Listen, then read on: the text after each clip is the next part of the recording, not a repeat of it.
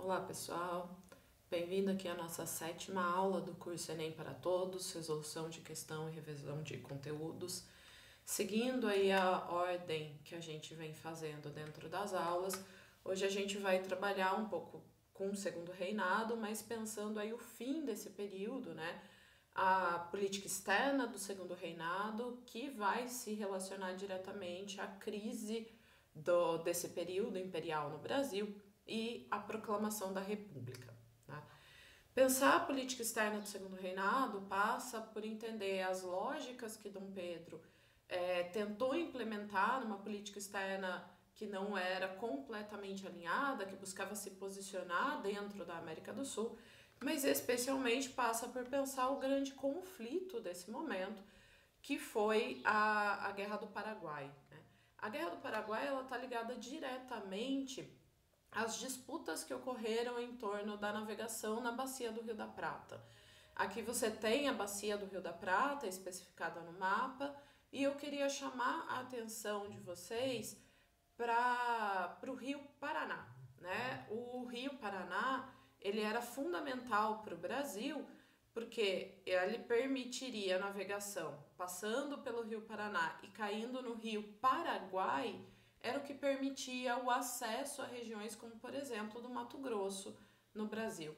Então, para acessar esse interior mais profundo aí do nosso país, a única possibilidade existente naquele momento, que não haviam as estradas, era a navegação dentro do Rio da Prata. Então, o que se fazia era, pelo Rio Paraná, acessar o Rio Paraguai e pelo Rio Paraguai chegar à região do Mato Grosso. Tá?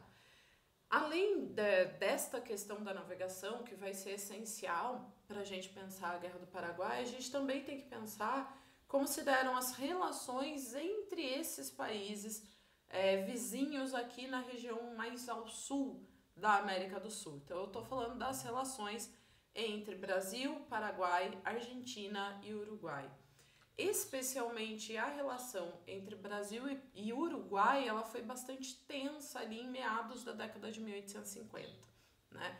O Uruguai ele tinha dois partidos, o Partido Blanco e o Partido Colorado, que disputavam as eleições ali na República Uruguaia. Enquanto o Partido Blanco ele era mais próximo dos comerciantes argentinos e pretendia, né, uma aproximação, inclusive política, do Uruguai em relação à Argentina, ali em meados dos anos 50, o Partido Colorado era um partido mais próximo dos grandes proprietários de terras brasileiros, dos latifundiários brasileiros, e pretendia manter uma aproximação do Uruguai com o Brasil. Nessas disputas eleitorais, a gente vê entre 1851 e 1852 uma vitória do Partido Blanco com seu candidato, o Uribe, que tinha ali o apoio do Juan Manuel Rosas, que é considerado um ditador que também governava a Argentina neste momento. No entanto, o Brasil vai entrar nessa disputa apoiando rebeliões do Partido Colorado dentro do Uruguai, e essas rebeliões serão fundamentais para a derrubada do Uribe do poder e, posteriormente, vão também ajudar a tirar o próprio Rosas do poder na Argentina. Essa intervenção do Brasil no Uruguai mostrava aí a forma como Dom Pedro tentava manter uma hegemonia brasileira dentro da região da América do Sul, mesmo que muitas vezes pela força, né? E essa não foi a única vez que o Brasil interviu na política interna do seu vizinho. A gente tem uma segunda intervenção no Uruguai que está ali nas vésperas da guerra e tem uma relação direta com a Guerra do Paraguai. A mesma coisa, né? Começava uma disputa política, uma disputa eleitoral dentro do Uruguai entre Venâncio Flores, que era do Partido Colorado e como membro do Partido Colorado muito mais próximo do Brasil, e o Aguirre, que era do Partido Blanco. No entanto, com as mudanças políticas que tinham ocorrido na Argentina, o Partido Blanco tinha se distanciado da Argentina e se aproximado do Paraguai. O Paraguai, naquele momento, era governado por Solano Lopes, considerado aí, chamado dentro da historiografia brasileira muitas vezes de ditador. Essa é uma questão controversa dentro da historiografia. Mas a gente começa a ter uma disputa que vai gerar uma série de conflitos entre colorados e blancos, e parte desses conflitos, parte dessas guerras mesmo que acontece, é uma guerra, quase uma guerra civil dentro do Uruguai, vai ultrapassar a fronteira e chegar ao sul do Brasil. Essa foi a desculpa necessária para o Brasil novamente intervir na política uruguaia, então alegando que o Uruguai trouxe as suas disputas, né, os seus conflitos armados para dentro do território brasileiro.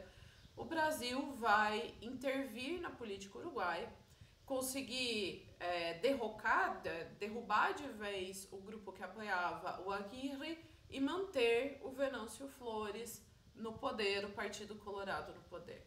Diante dessas intervenções, o Brasil ele começa a ser visto ali como o vizinho chato, né? É aquele país que aproveita o seu tamanho, aproveita ali as suas possibilidades para intervir nos seus vizinhos e fazer com que as suas demandas sejam as únicas de interesse.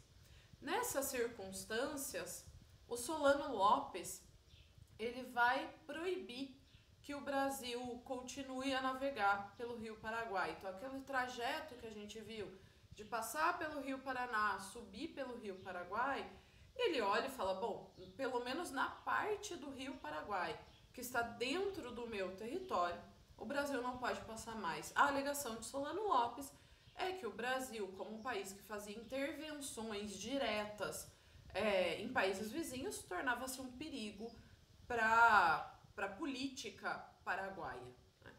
O Brasil ignorou completamente essa proibição, continuou fazendo essa passagem ali pelo Rio Paraguai e, diante dos navios brasileiros que continuavam navegando por essa região agora proibida, Solano Lopes entende que isso era uma invasão brasileira, manda aprisionar os navios que estavam ali e faz o que ele chama de uma retaliação, invadindo o Mato Grosso.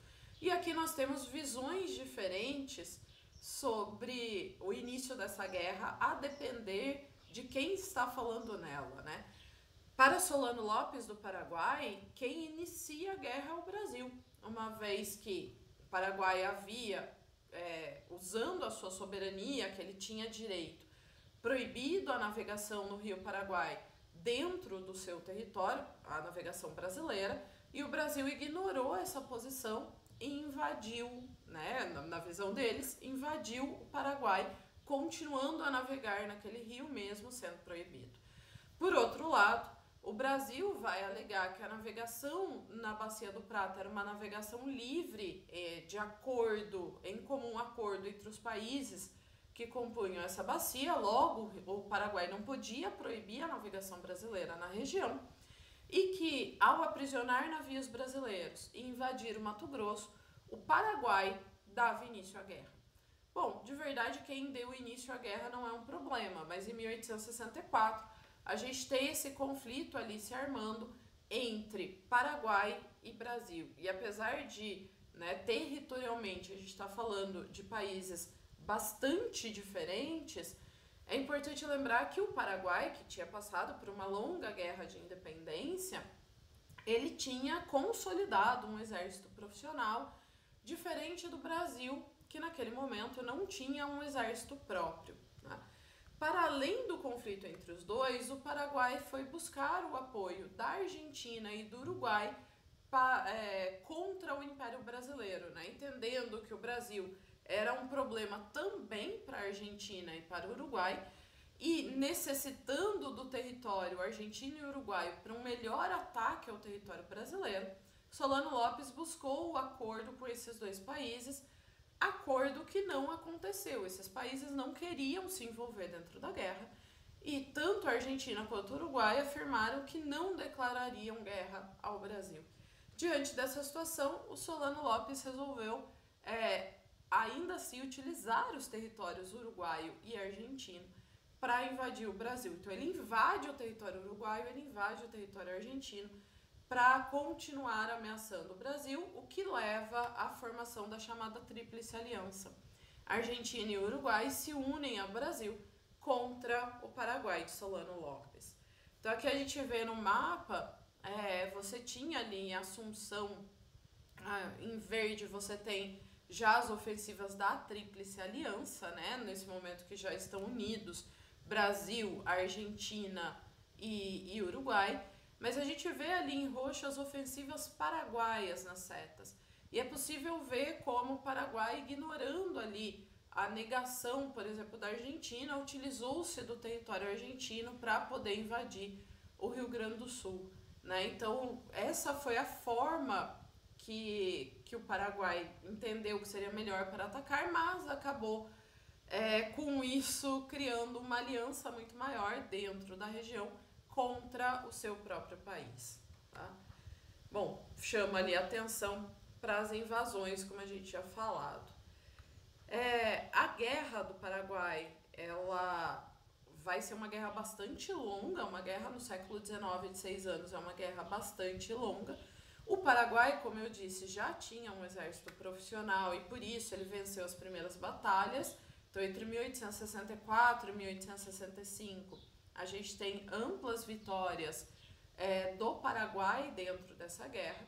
No caso brasileiro, quem vai começar uma organização de um exército profissional, o que o Brasil tinha até então era a Guarda Nacional. Guarda Nacional, ela era uma guarda de elite que servia ali para combater rebeliões locais, revoltas populares, mas não tinha um exército profissional, formado, preparado efetivamente para esse combate numa guerra real. O Duque de Caxias começa a organizar esse exército, seria um exército exclusivamente de pessoas livres, né? No entanto, com um alistamento obrigatório que começa a ter, muitos brancos das elites começam a enviar os seus negros escravizados ao exército no seu lugar. Ao retornar ao Brasil, caso vencessem a guerra, esses negros se tornariam homens livres, né? Então, muitos escravizados, ao chegar ao exército, vão ser tratados ali como homens livres, não são escravizados, né? Não são tratados como escravizados, e vão lutar ao lado de homens brancos que também se alistaram ou que também foram convocados.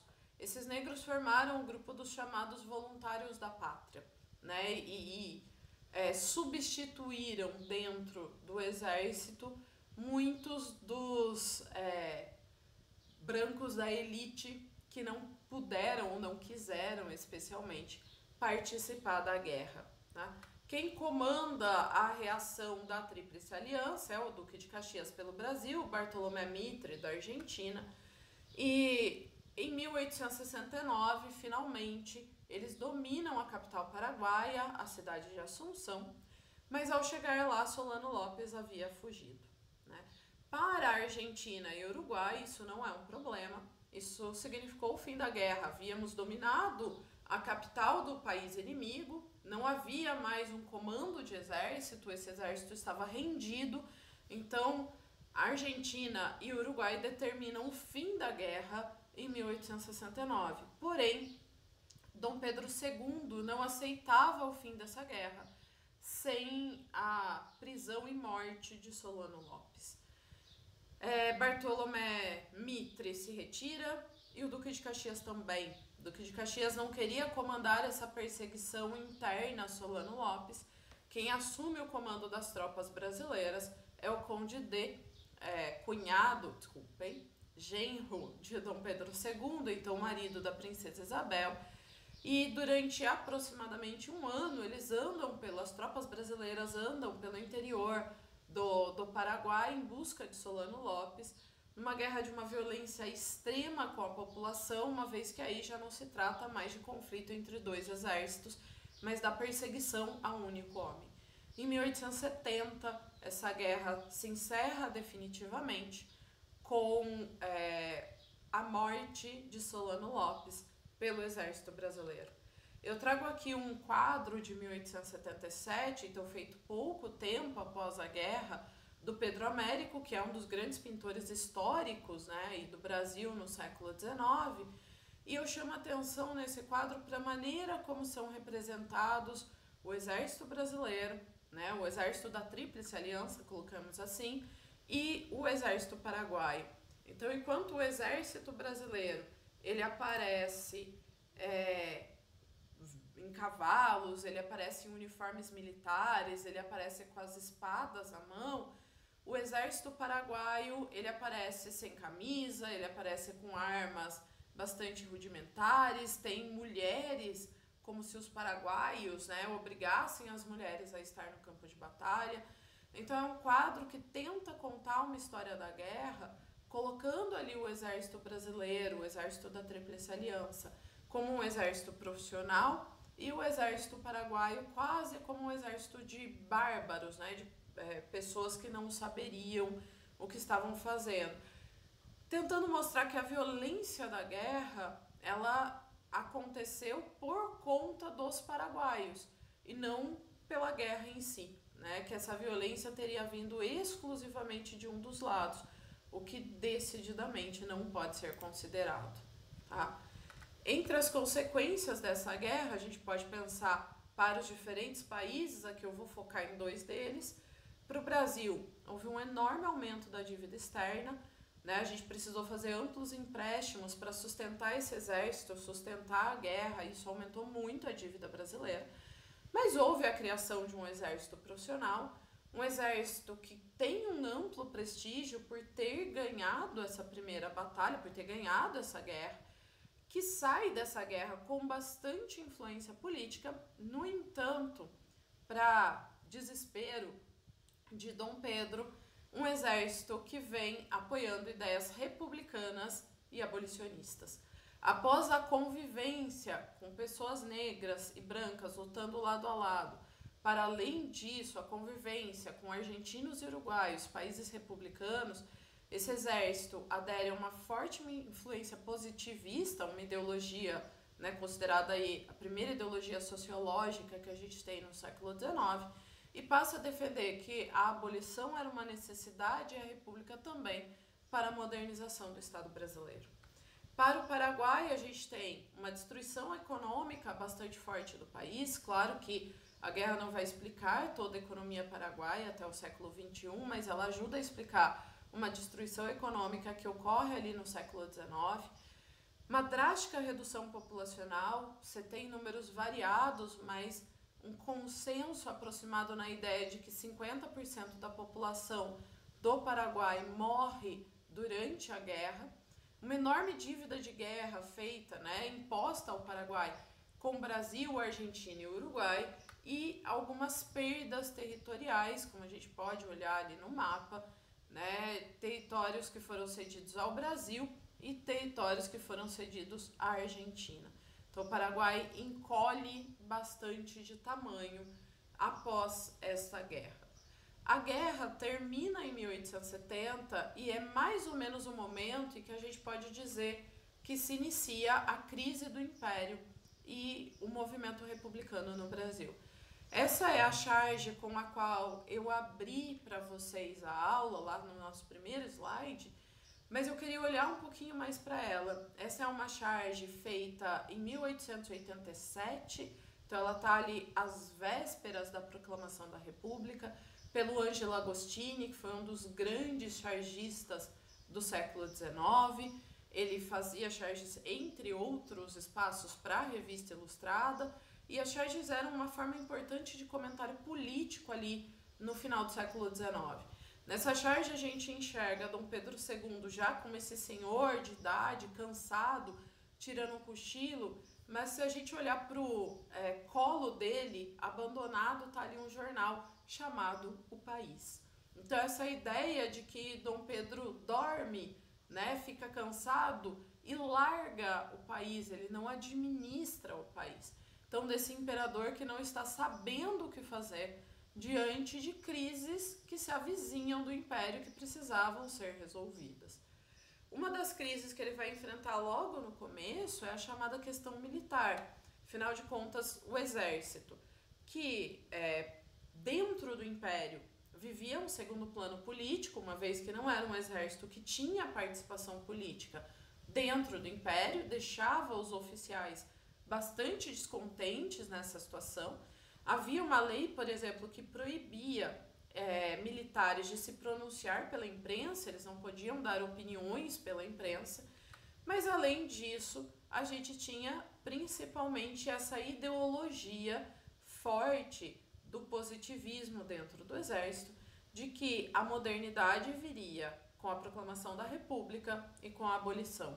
Eu trago aqui outra charge famosa, sempre reproduzida aí pelas provas, desse voluntário da pátria, desse homem negro que chega da guerra. Então a gente percebe que ele chega da guerra pelo uniforme, pelas medalhas que ele está no uniforme, e que ele encontra um semelhante, um negro sendo açoitado.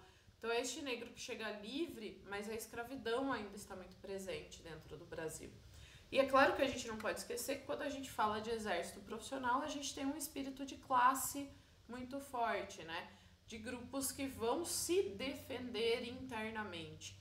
Então, mesmo aqueles brancos dentro do exército enxergavam que a manutenção da escravidão era uma aberração. Não podemos dizer com isso que o exército brasileiro tinha se tornado um defensor de uma igualdade racial. Não, não é isso. Mas diante de existirem homens negros dentro do exército, eles falam, bom, pelo menos a escravidão ela deveria acabar. Tá? Um outro problema que vai surgir ali no início dos anos 1870 para o governo imperial é a chamada questão religiosa. Né? A Constituição de 1824, feita no primeiro reinado, ela criou duas ideias que ligavam igreja católica, no caso o Estado, o padroado e o beneplácito. O padroado, o Estado imperial, ele protegia de alguma forma a igreja, ainda que reconhecesse a possibilidade da existência de outras religiões. Por exemplo, para participar da política, você deveria ser católico. Então, a Igreja Católica ela tinha uma primazia, ela tinha um espaço maior dentro do Estado.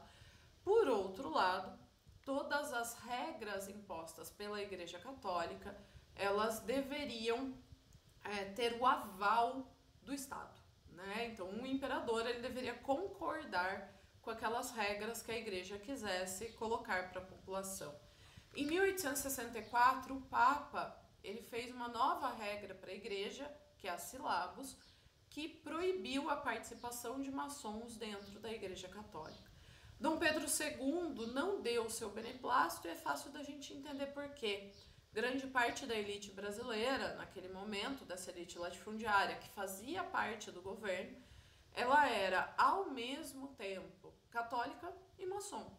Então, você permitir que houvesse essa proibição afetaria diretamente essa elite brasileira. Por conta disso, Dom Pedro não dá o beneplácito e, na teoria, a Syllabus ela não deveria entrar em vigor no Brasil. Porém, em 1872, 2 bispos cumprem essa determinação, vinda do Papa, expulsam os maçons da Igreja Católica no Brasil e, por conta disso, acabam presos e condenados. Essa condenação ela dura pouco tempo, eles em 1874 eles já têm a sua anistia, mas essa situação leva a Igreja a passar a defender a ideia de que era preciso separar Igreja e Estado. Então eu trago aqui de novo uma charge de 1875, nessa ideia de uma igreja que está repreendendo o Estado pelo que ele está fazendo, né? Repreendendo o imperador, e que está começando a defender a ideia de que é preciso que religião e política caminhem ali, tenham seus caminhos separados. Tá? O terceiro ponto que vai abalar aí um pouco o Estado imperial é a questão abolicionista. O abolicionismo ele já era discutido dentro do Brasil desde a década de 1870, esse é um jornal de 1885, mas ele já era bastante discutido ali desde o fim da Guerra do Paraguai. No entanto, tinha um problema sério para o Império, é que fazer uma abolição afetaria principalmente os fazendeiros do Nordeste do Rio de Janeiro, que eram grandes apoiadores do Império. Surgem uma série de sociedades abolicionistas no Brasil que começam a crescer a partir da Guerra do Paraguai, e essa situação vai se agravando ao longo da década de 1860 e 1880, quando outros países também escravistas deixam essa posição. Então, em 1865, com a abolição da escravidão nos Estados Unidos, no fim da Guerra de Secessão, sobram como países ainda escravocratas, legalmente escravocratas, Brasil e Cuba. Lembrando que Cuba ainda era uma colônia, então o único país independente que mantinha a escravidão era o Brasil. E em 1886, Cuba, ainda na sua condição de colônia, tem a abolição da escravidão decretada pela Espanha, e o Brasil sobra como o último país escravista do mundo. Nesse momento aí que a gente vê entre 1870 e até o fim, né, da escravidão, do uso de escravidão no Brasil, que vai acontecer em 1888, nós temos uma série de figuras que vão começar a aparecer no país e que vão defender o abolicionismo. Eu queria trazer algumas delas para vocês. A primeira figura que eu trago é a figura de Luiz Gama. Luiz Gama tem uma história singular, porque apesar de ter nascido livre, ele chegou a ser vendido como escravizado pelo próprio pai aos 10 anos, né? Ele se torna um autodidata, ele aprende a ler e escrever sozinho, ainda nessa condição, já começando anteriormente, quando era livre, e depois na condição de escravizado, ele mantém os seus estudos, ele se alfabetiza, e a partir dessa alfabetização ele vai provar a sua condição de pessoa livre, né? Luiz Gama vai adotar várias tarefas dentro do movimento abolicionista, e ele atua como jornalista, mas ele também atua como advogado. Uma das principais premissas do Luiz Gama nos tribunais é que, como o Brasil havia feito uma lei em 1831, que proibia a entrada de novos escravizados no país, todos aqueles que haviam sido escravizados posteriormente a esse período haviam sido escravizados ilegalmente. Portanto, todos eles eram livres, né? E usando dessa premissa, Luiz Gama vai muitas vezes para o tribunal para tentar conseguir, na lei, na justiça, a liberdade desses escravizados.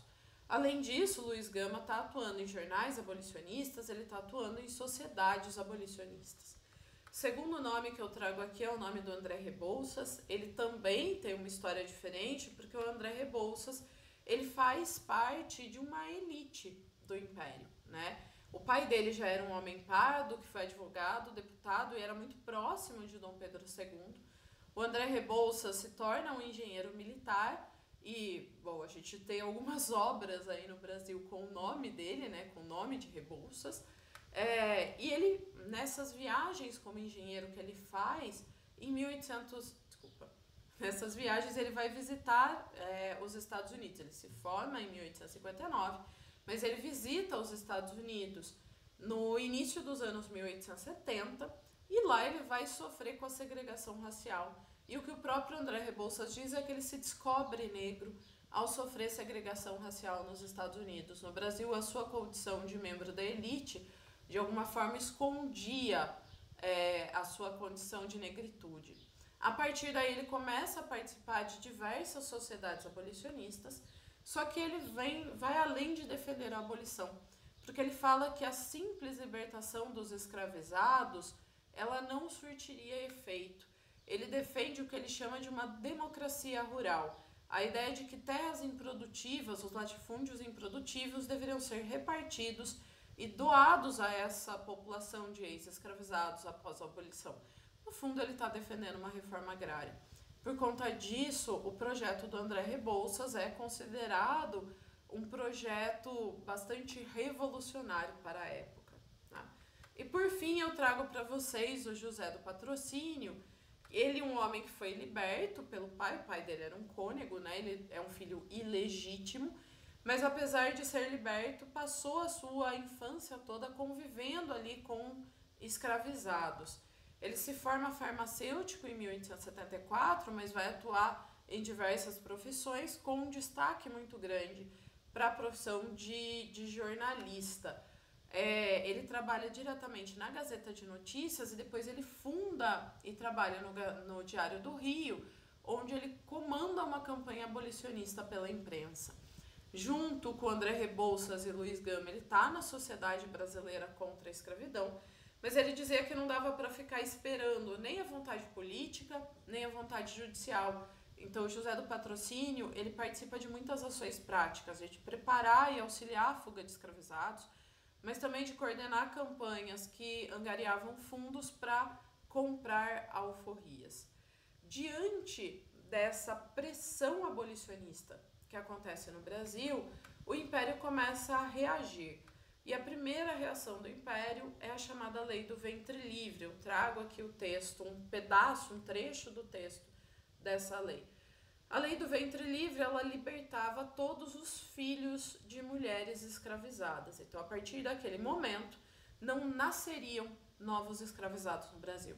A Lei do Ventre Livre, ela vinha numa ideia de fazer uma abolição que fosse sendo gradual. Então, a gente vai libertando grupos de escravizados ao longo do tempo. No entanto, dentro dessa lei, havia um parágrafo dizendo que, após a criança completar 8 anos de idade, o fazendeiro, dono da mãe com que a criança havia ficado, ele poderia entregar a criança para o Estado, para um orfanato, coloquemos assim, e receber uma indenização por isso, ou manter a criança dentro da fazenda, onde ela deveria trabalhar até completar 21 anos. Apesar de essas crianças não poderem ser tratadas como escravizados, e as mães, especialmente, lutarem muito por isso, então eram crianças que, mesmo que continuassem trabalhando ali nas fazendas, não podiam ser castigadas, não podiam ser vendidas. Havia uma ideia muito forte entre os próprios escravizados, quando isso era possível, de defender a sua liberdade. Contudo, ela é uma lei que promete muito, mas que entrega muito pouco, porque essas crianças se manteriam ali trabalhando para os donos das suas mães, pelo menos, pensando aí as primeiras que se tornaram livres em 1870, pelo menos até 1891. Então, a Lei do Ventre Livre, ela foi um balde de água fria para o movimento abolicionista. Movimento que continuou pressionando e que vai ter uma grande vitória em 1884 no Ceará, né? O Ceará passava por uma crise econômica e uma das maneiras de suportar essa crise foi vender parte dos escravizados que estavam ali nas propriedades do Ceará para outras regiões do país.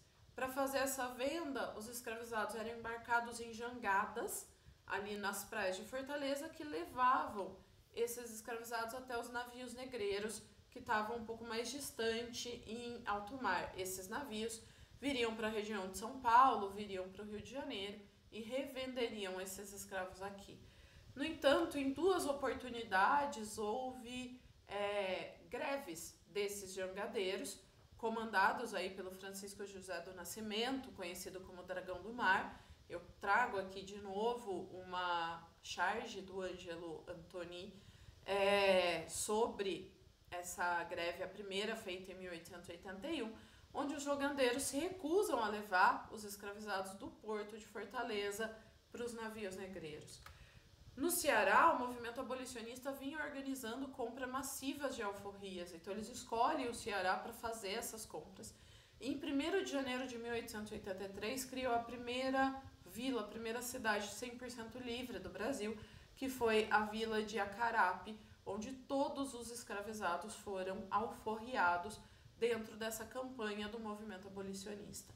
Juntando a pressão feita pelos jangadeiros, que já não faziam a travessia desses escravizados, com a campanha forte do movimento abolicionista, em março de 1884, o governador da província do Ceará vai declarar a libertação de todos os escravizados dentro do estado. O Ceará se tornou a primeira província livre do Brasil, tá?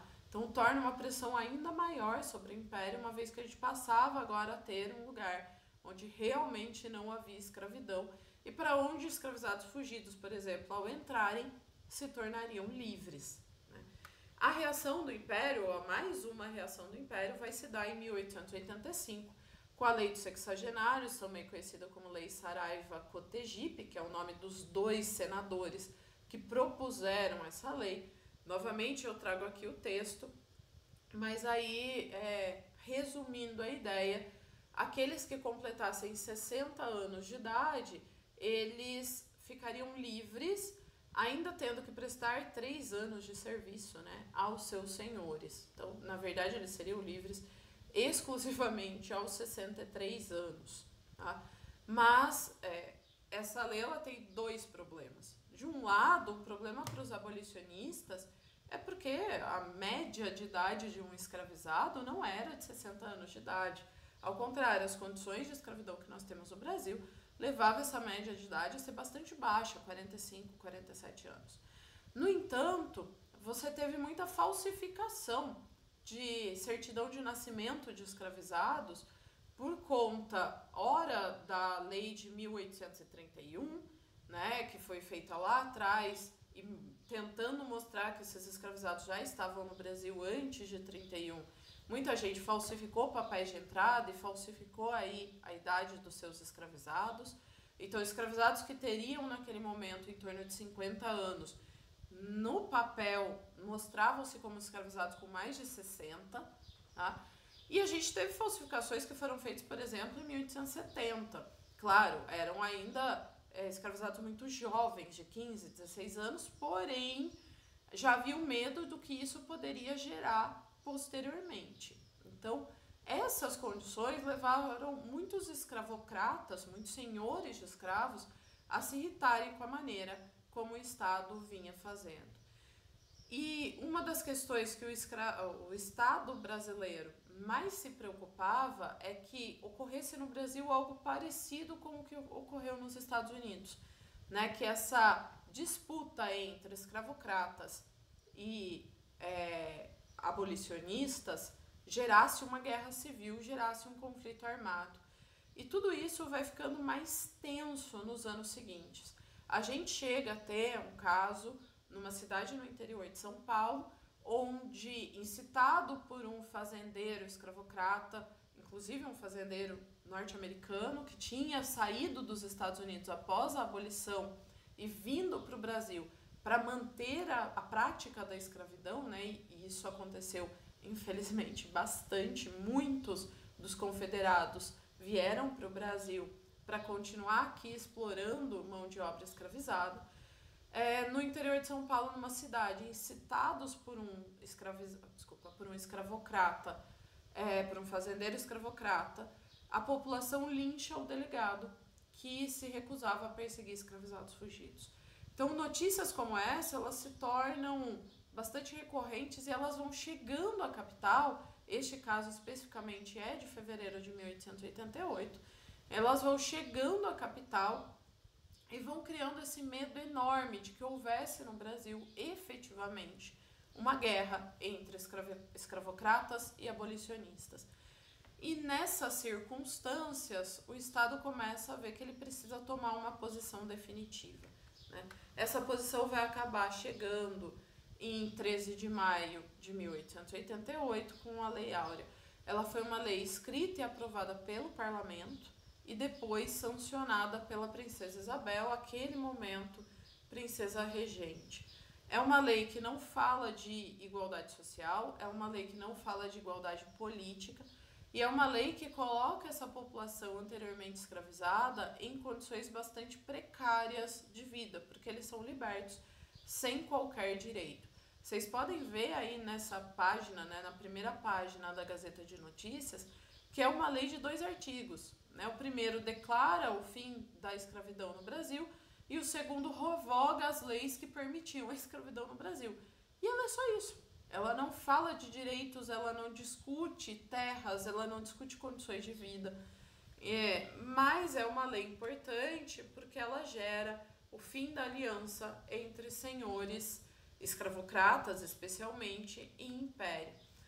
Uma lei sem falar em direitos, ela coloca essa população negra numa condição marginalizada, ao qual ela vai se manter boa parte da República, vindo aí a começar de forma bem leve uma mudança nessa situação a partir de políticas afirmativas. Mas é claro que muito pequeno pelo tempo que a gente teve de escravidão. O Brasil é um país de aproximadamente 350 anos de utilização de mão de obra escravizada, e pelo tempo que se mantém sem políticas afirmativas de igualdade, que vão começar só no século XXI. Tá? Quando a gente pensa os fatores que levam à queda do Império definitiva, que vai acontecer pouco mais de um ano depois da abolição da escravidão, a gente pode pensar nos fazendeiros do Oeste Paulista, que já vinham reivindicando ali a sua participação política, um aumento na sua participação, e que sabiam que com a queda do Império isso seria mais fácil de conseguir. Já em 1870 a gente teve a criação do primeiro manifesto republicano no Brasil, da defesa da República, e de um império que veio ao longo da década de 1870 e dos anos 1880 perdendo os apoios que ele tinha. Então o apoio militar, o apoio religioso e finalmente o apoio dos escravocratas, que foi perdido pelo Império ao longo aí desse período. Em 1873, na Convenção de Itu, a gente tem a formação do primeiro partido republicano mesmo do Brasil, foi o Partido Republicano Paulista. Depois outros vão surgir, então já estava muito claro ali a defesa da queda do Império.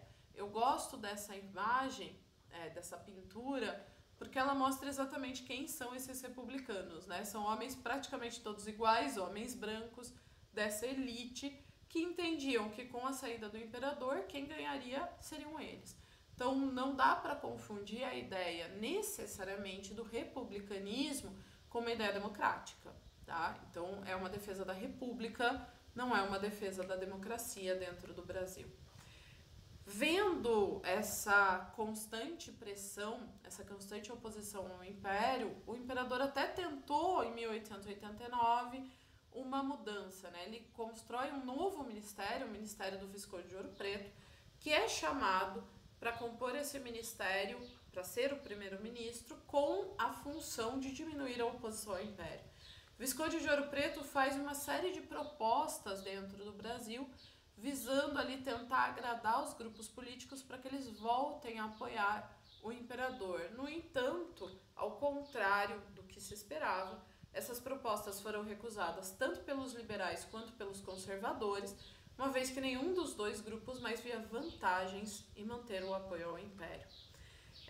Os republicanos começaram a partir da década de 1880, dos anos finais, especialmente depois da Lei Áurea, a se aliar aos militares.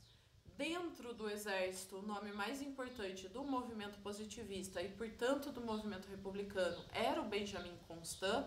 Era ele que fazia as articulações entre os republicanos, os fazendeiros, os partidos e os militares.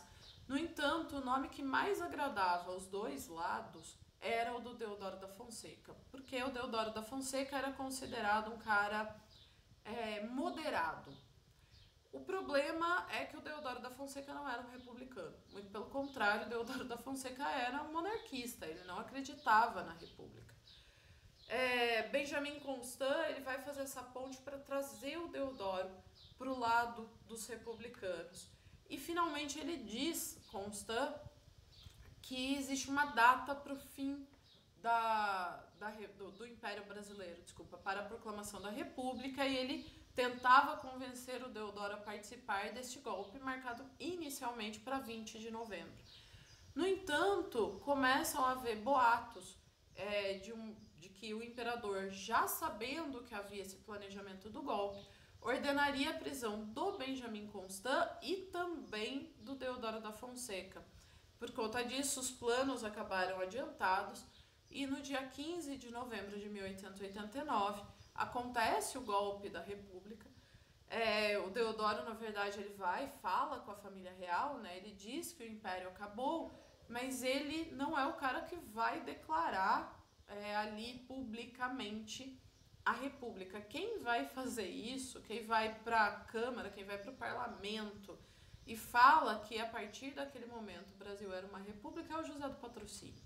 Né? Ele faz um texto para o seu jornal, esse texto é lido dentro do parlamento e é o primeiro texto que cita explicitamente a instalação de um regime republicano dentro do Brasil.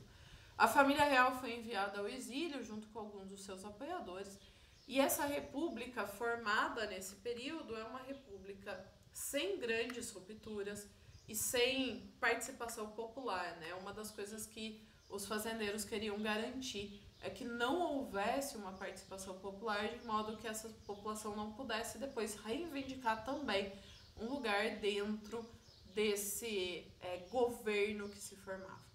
Bom, gente, a gente com isso consegue encerrar a parte de Império Brasileiro e nos próximos vídeos a gente faz aquela famosa revisão através das questões do Enem e das universidades estaduais paulistas. Tudo bem?